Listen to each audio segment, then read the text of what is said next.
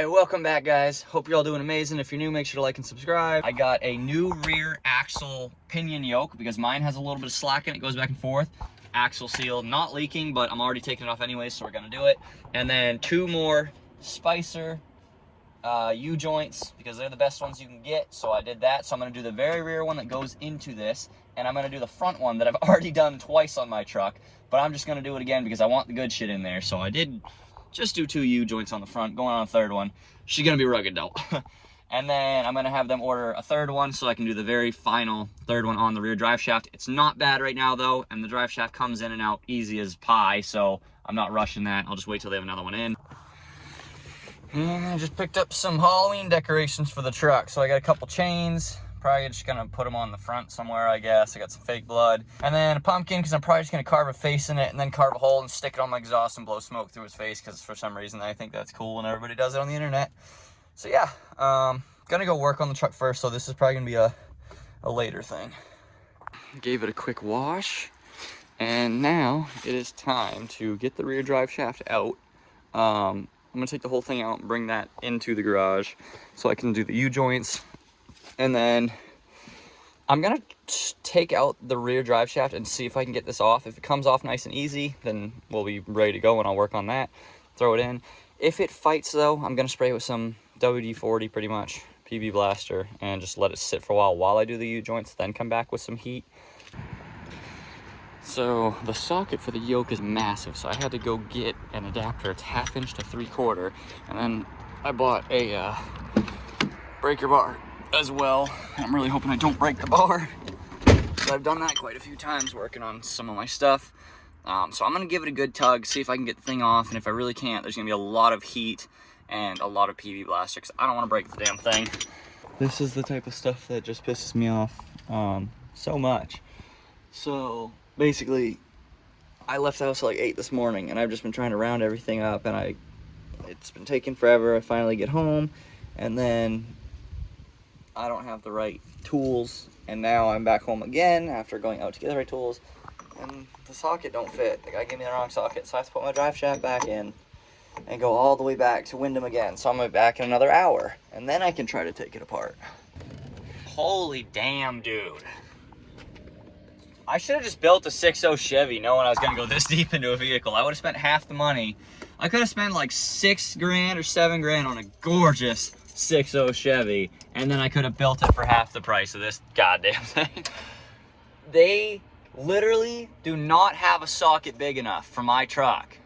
Like, I don't even remember what he said it was at this point, because we said so many different numbers, but it was like another size bigger than the one I have right now, and it was a 6-point, I think. He gave me a 12-point. They literally do not have it in store. They have to order it from Massachusetts, and no other auto parts stores have it. Like, he checked around to see if other stores have it. There's literally a nut on this truck that stores do not have because it's too big, dude. How stupid is that? So he ordered the socket, so it's gonna be here tomorrow morning. So I got to come back tomorrow morning to get the big socket so I can get the nut off. And then he ordered a new nut as well, because you're supposed to replace that. And then he ordered my 3rd U-joint, so that I'm just gonna do it all tomorrow. So I'll have all 3 new U-joints.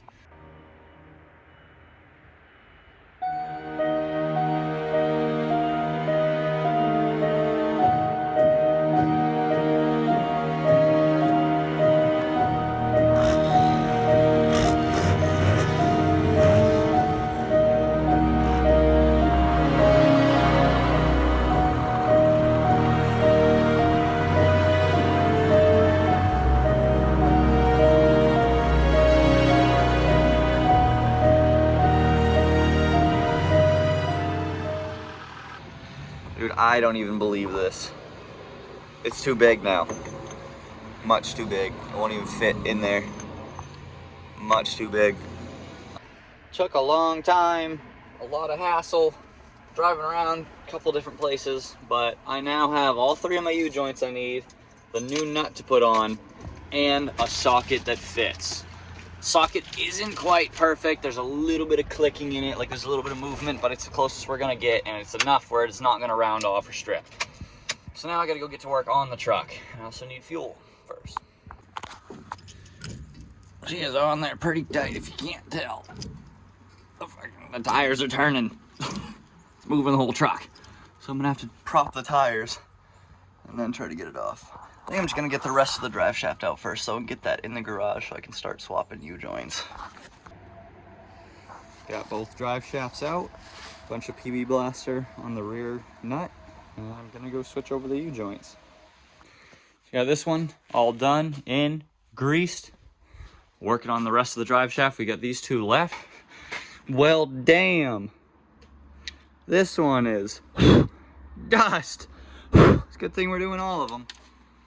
This one doesn't sound bad. That one did have some crackles in it, which makes sense, but it's gonna be all happy after this.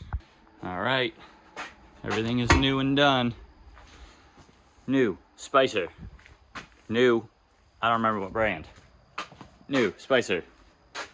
New Spicer, old Spicer. So all U-joints are done, greased to the max, nice and happy. So now it's time to go after that rear axle pinion nut. Let's see how that goes. That's the last step. All I have to do is pull that off, replace the little gasket right there, put the new one on and tighten it down. Very simple concept. It's just up to how easily it comes off. Been at it for a couple hours now and it has not budged whatsoever. We did indeed finally get this nut off. We got a friggin' 1,200 foot-pounds of torque. Bad Larry. And that got the nut off, so now I just have to get the actual yoke itself off, which I'm hitting it a little bit, but I might have to just use a puller, which I do have here. So, but the nut is officially off, so we're getting somewhere. All right, we got the old one off. The fluid looks pretty milky, and I didn't change it. I mean, I probably changed it 3-4 months ago, not even. Nah, it was probably like 2 months ago. So there might be water getting in somewhere, because that's pretty milky. But either way, got the old one off, and I just test fitted the new one. It does fit perfect. So I just got to get this seal out, and then I can put the new one on, tighten it down, and then we will be done. I fought with that seal for like a half an hour, and it was slowly just getting chewed up. And then out of nowhere, the thing went flying across the atmosphere and pooped on my face. But it's all off now. And now that I think about it too, the water was probably getting in through that seal, because that seal was nasty. So everything fit nicely. We're on the right track. Things were going good.